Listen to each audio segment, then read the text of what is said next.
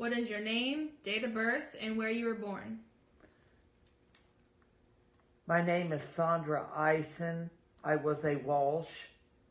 I was born at Chillicothe Hospital in Chillicothe, Ohio, July 6, 1954. And what is today's date? April 22nd, 2019. What is your perception of the Vietnam War in the 1960s, and if so, how has it changed over time? Even though I was a young person, still in school at that time, I never felt we needed to be there. It was a war that was unnecessary, and I knew a lot of people that had family members over there. They were really concerned about not making it back. We didn't have any business being over there. It was not our fight. And what do you think about, like, with today? Has it changed? I still think it was wrong. There was a lot of useless, unshed blood to the American people, and it was all to do with politics.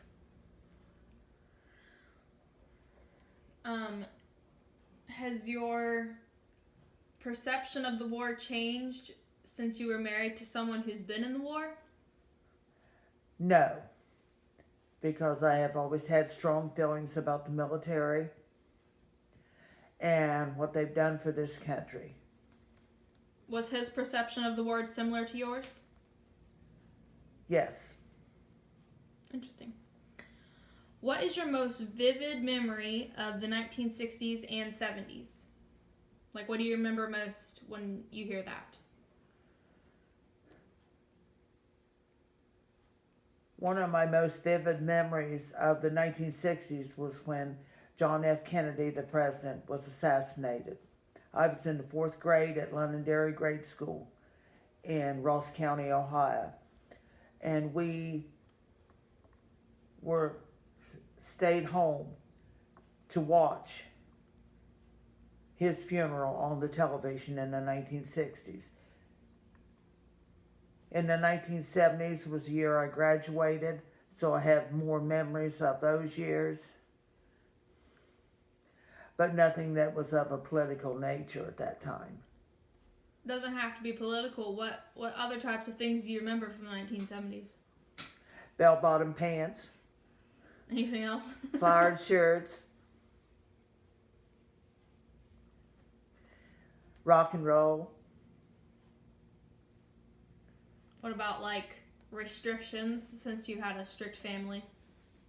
Restrictions I had with the family. Yeah, because your family was pretty strict, right? Oh, my family was very strict. I didn't go anywhere and do anything. An occasional basketball game was a big treat because I didn't have a life. So you don't remember anything else from the 1960s of your childhood or anything? Not really, other than just visiting with family. So, how prevalent were drugs in society in the 1960s? And why do you think the decade is perceived as a time of hippie drug culture?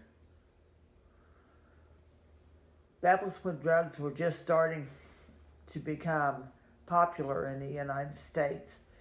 They didn't have all the hard drugs that we have today, but those that were of the hippie culture were into certain types of drugs, and that was a big thing at that time. People lived in communes, and they did drugs and had multiple partners, and it was a big deal back then. But personally, on a personal level, when I was in high school, I only knew 2 people that did drugs. So was your strict childhood something to do with that because your parents were worried? Pardon? Were your parents worried, and is that why you had a strict childhood? I think I had a strict childhood because I was a girl. There was that difference between boys and girls back then Boys had more freedom than girls did because they were afraid girls would get hurt, things would happen to them. Right. So, looking back at all of the drug culture then versus now, what are the biggest differences you see? The drugs are a lot harder core today, and a lot more people are dying from them. I didn't hear when I was growing up of people dying from drugs. They had various side effects that affected their mind and the way they perceive things, but today it's a culture where many people are overdosing and dying. So, do you remember the first time you heard of someone dying from drugs? No, not really. How did the events of the 1960s, primarily the Vietnam War and Watergate, if you remember it, impacted your view of the government? That made me realize that government officials did not always know what was right. They were human like everybody else. We make mistakes, but they're in power and authority, and they should be a little more careful about what they get us into.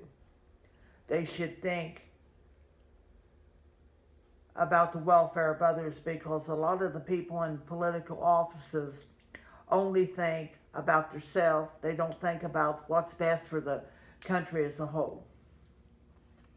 So, the decisions they make now versus the ones they made then, do you think they're similar, different? What's your opinion? In some ways, they're worse, and in some ways, they're better, because we don't always jump into a war without thinking about it now, but some of the other things are very different. So, on the new topics being discussed in government, like abortion and all those things, and the different bills that are being passed, what's your opinion on those, and versus maybe what your mom would have thought back then if they were made then? I am pro-life, anti-abortion. I have always felt that there are too many forms of birth control on the market today, and abstinence is always a good thing. And one should think before they do things, and not the consequences of later. That's an innocent child there, and they didn't ask to be conceived. So the thoughts need to go to prior to, not after the fact.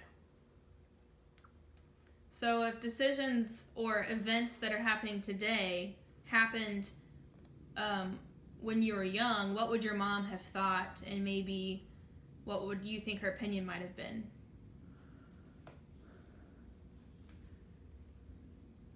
If abortion had been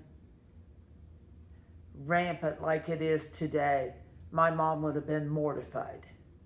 She would have just not been able to deal with that, because it wasn't a thought in her day growing up.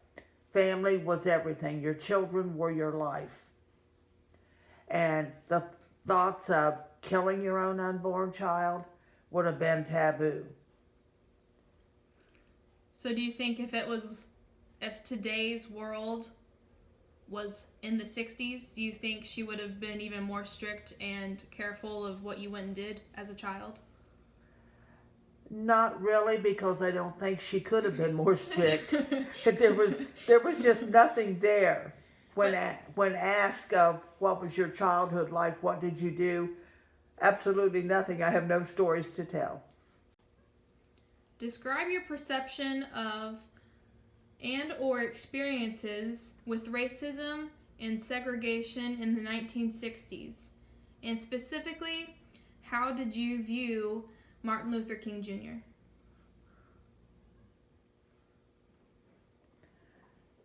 I never knew racism when I was growing up. We had a lot of African American kids that I went to school with, and we were all friends. There was no such thing as black, white. We We were just students at the high school. They were some of my best friends. The only thing I knew about racism was what I saw on the television, on the news. Didn't like it. Felt it was wrong. Martin Luther King, my thoughts on him were I thought he was a good man trying to make a better way for his culture. A lot of people thought he was a troublemaker, but I didn't see him that way. I saw him as a man who had a mission, who believed in something, and he stood up for what he thought was right. And I think as an American citizen, that's what we should all do, is stand up for what we believe in and what we think is right. So then how did you feel, or how did everyone else around you feel when he was murdered? When he was what? Murdered. It was wrong. No one has the right to take anyone else's life for whatever reason. I know there are extenuating circumstances on some things you might come upon in life, but not for people standing up for what they believe in and because they are different. Just because someone is different, we do not have the right to take their life.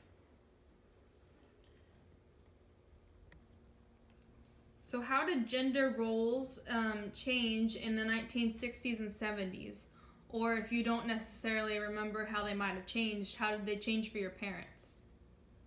Or compared to your parents? The last part of the question. How did the gender roles change in the 1960s and 70s? Or compared to your parents, how did they change?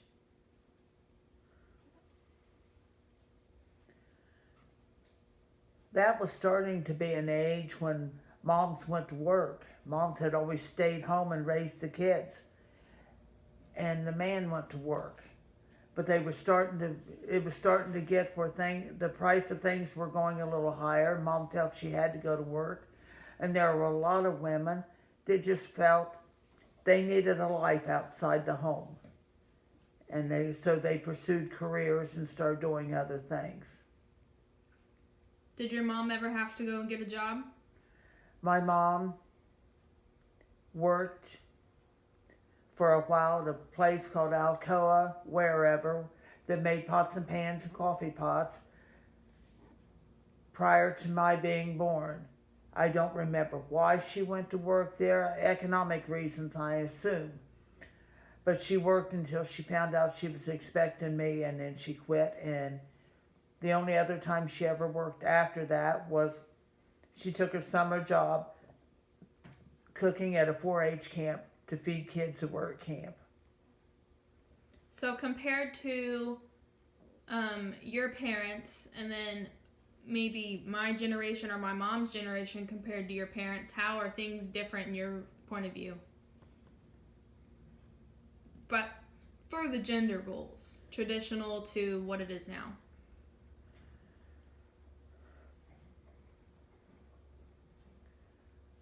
Back in the day, women felt they had to take a lot of things. That whatever the man said was what went. And today, women are more to stand on their own and say, I don't have to live this way. I don't have to do this. I can do it. And they're more to get out and get an education so that if something happens that there's not a man in their life, they can make it on their own. They don't have to be taken care of by someone. So what are other ways that maybe my generation or my mom is a lot different than your generation, or your mom's, or even your grandma's generation, where the gender roles within the household are different?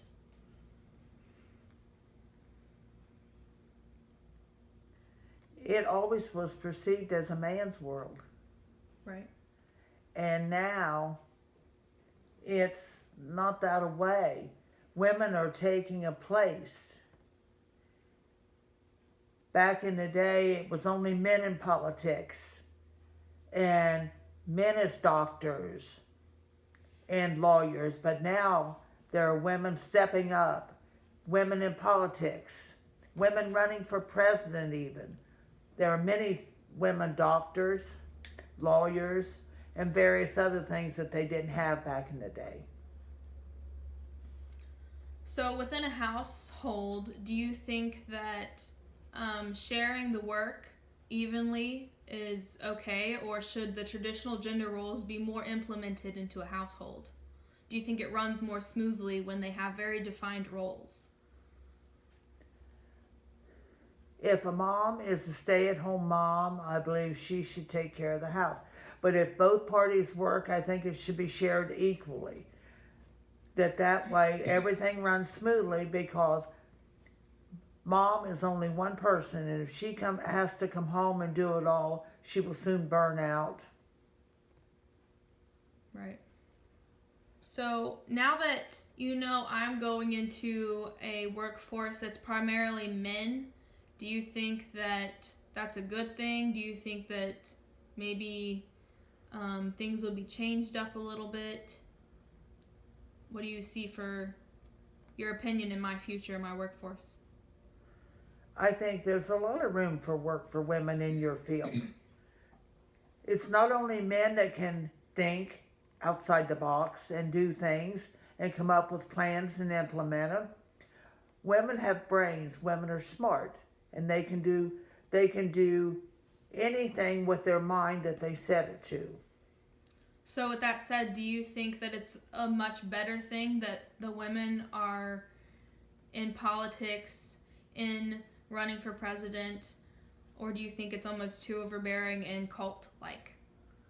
I think it's a wonderful thing, because I don't think it should just be one gender's opinion. Everybody has their own opinion, and sometimes a woman's is different than a man's, and we need to work together equally on a common ground. So since you didn't have much of a childhood, what did your friends do for fun versus what you did for fun? I had a whole group of girlfriends that every Friday night they hopped on the skating bus that came to our little town of Londonderry and took them to Chillicothe where they could learn to skate. And they went every Friday night. I wasn't allowed to go, so thus I didn't learn to skate. You didn't even go once? No, was never allowed. So then what did you do for fun since you weren't allowed to go out with your friends and do all those things? Mostly all we ever did in the way of fun, occasional basketball game when I was like junior and senior in high school, and went to visit relatives and had dinners with them and stuff that had children of my age group. But as far as going out and doing anything else, nah, wasn't a thought. So that means you had a lot of time to learn the traditional gender roles that your mother was playing? Yes. What types of things did she teach you, or did you learn from her? A lot of her ways taught me about cooking and baking, how to run a house, how to do gardening. You know, in the process of freezing things. I'm not a canner, but I know how to freeze things and put them away, and how to make jelly. I know how to do a lot of things that's a lost art with a lot of young people today. So out of everything you learned from her, what is the number one tip you would hope to pass down or teach other young people?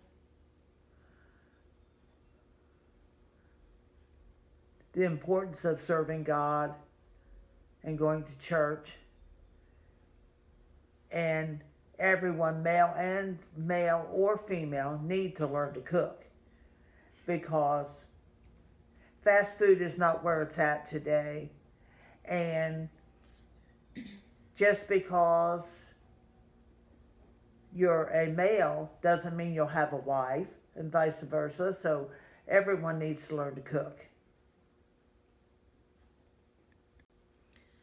So, how does the image or perception of the 1960s differ from your experience? Like the textbook version or the picture perfect version of the 1960s differ from what you experienced in this area of Ohio?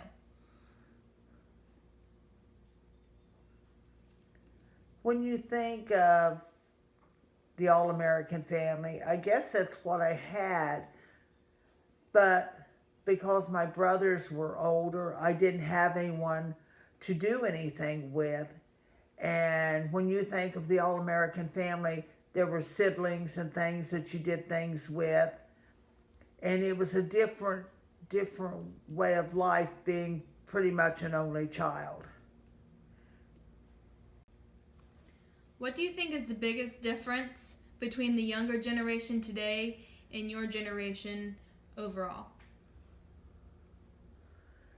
I think one of the biggest differences is the electronic world. It has impacted so much the way people look and think and do. People don't talk anymore. It's send a text message, send a video message, but no one calls anybody to talk anymore. And it's all a computerized world.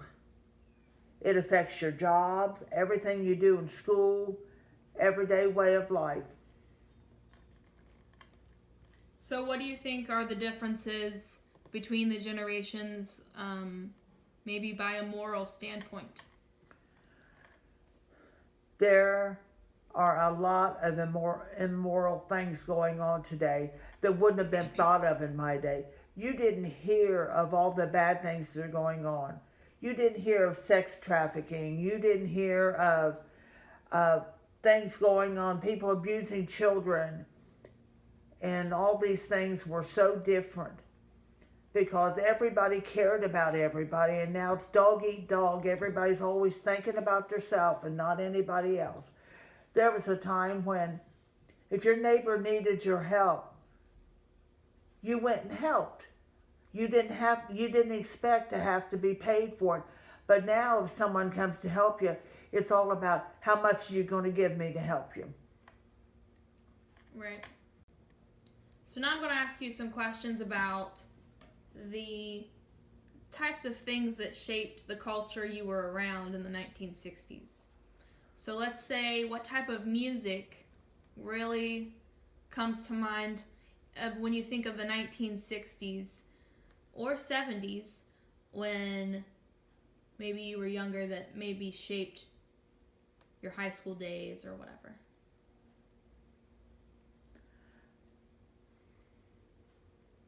Rock and roll was a different type of music back then. When you listened to it and you allowed your children to listen to it, you didn't have to worry about the words that were in it and what they were talking about.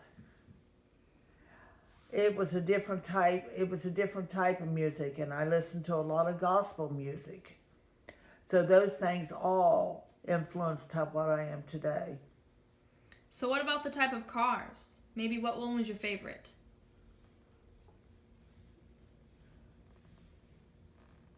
My two favorite cars were a 57 Chevy and a 57 Thunderbird. Didn't have any, but they were my favorite. So what type of car did your family drive, or different cars your family drove when you were growing up? Mostly Chevrolets. So do you have any high school stories? Not really. Nothing exciting happened in high school? No. Boring. What about the Apollo mission? What do you remember about that? That was a big deal. Right. Everybody was glued to that because no one had ever done anything like that before. That was exciting. The first man on the moon, who would have thought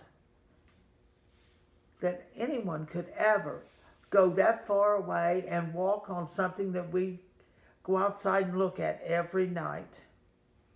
So do you think it was a mistake? Because a lot of theorists think that ever since man went into space, it really messed up the balance of things, and that's why all kinds of crazy things are happening. I don't know that it was a mistake, but I think it was a waste of money. because it's very costly to go into space.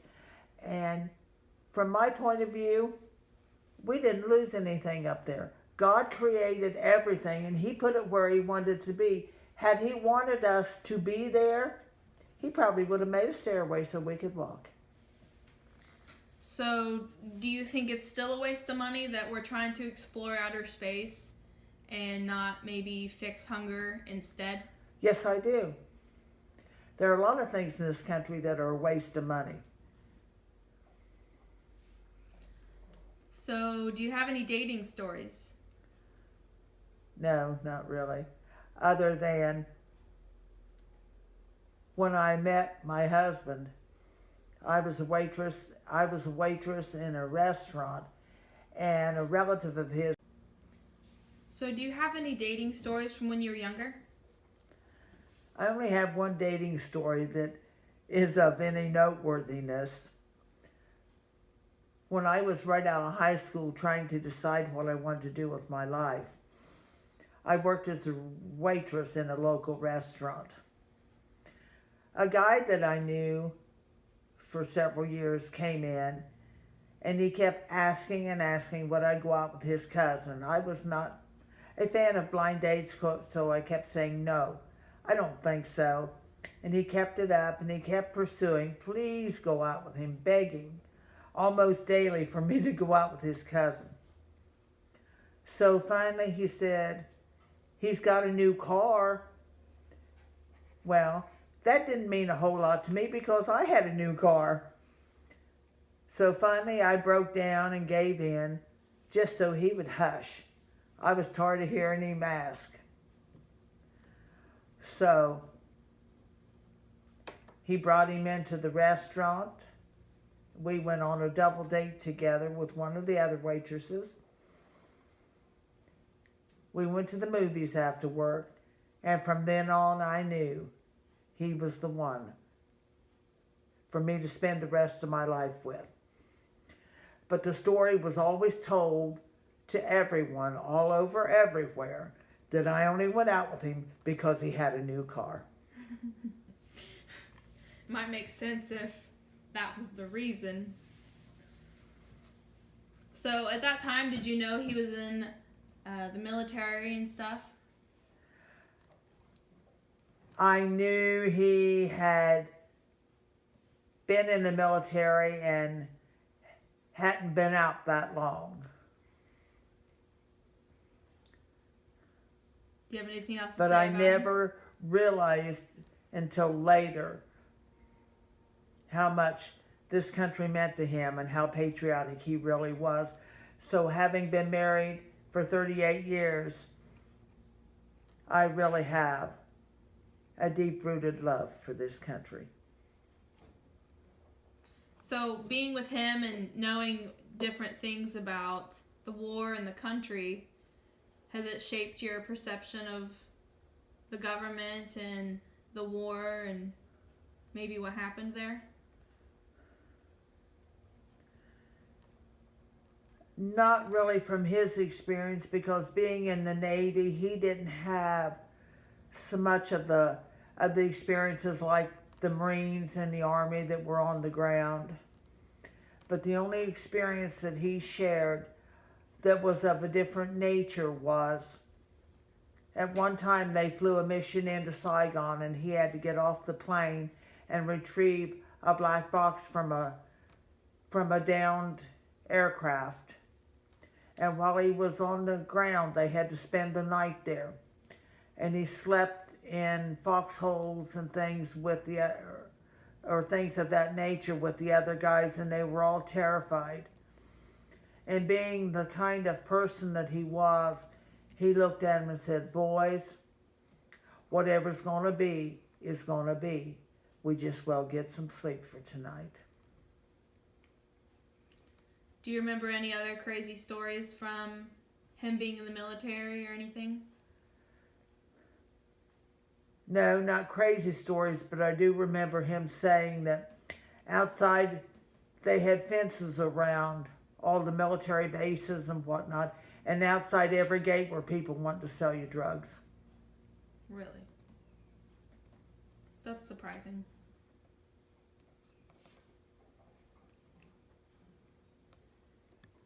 What's your opinion or memories from the assassinations that happened in your lifetime? Sadness. That is the biggest thing I remember, is how the world, especially our country, mourned. It was such a sad day when John Kennedy was assassinated. It was a sad day when Martin Luther King was assassinated. And then along came Bobby Kennedy. How can one family endure two sons to be assassinated is beyond my comprehension. So what was maybe your parents' reaction since they were a little older? What was their thoughts, do you think? Oh, they were deeply saddened. They couldn't believe that this happened in our country, and why would anyone do that? It was a horrifying time, and no one today still understands why did it happen. Do you think they ever experienced anything like that before? No. Do you have any fear that something like that will happen again? Do you think you'll feel the same way if it does, though?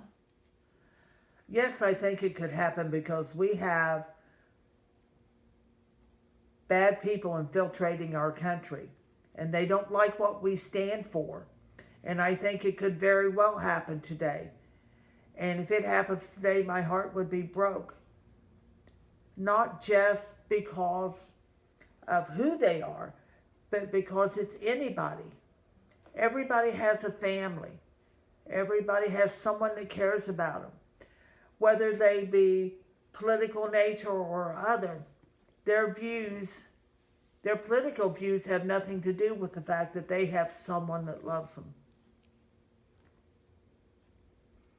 What's the differences you notice in the TV you can see now from the 60s versus maybe today? When I was growing up, the I Love Lucy show was a big show on the television.